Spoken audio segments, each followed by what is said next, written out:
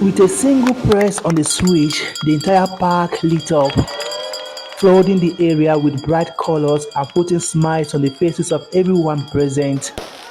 Governor Peter Mbah says the goal is to enrich the holiday experience for families and to create a warm, vibrant space where citizens can come together to celebrate the Christmas season.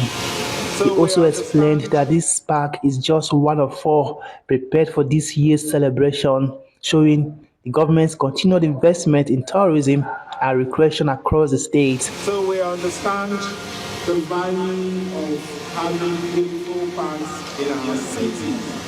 And we also know that a city without a park is like a concrete jungle.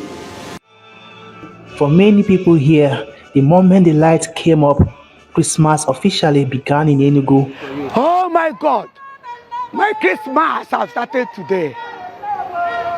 I've come to enjoy myself. I thank our governor for laying this foundation and making Enugu a city to behold and a place to be for Christmas.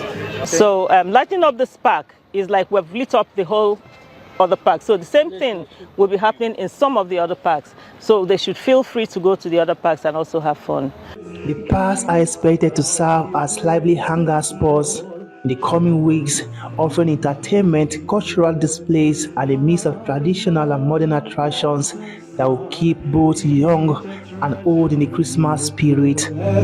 Kelechi Ekeledo, AIT News, Enugu.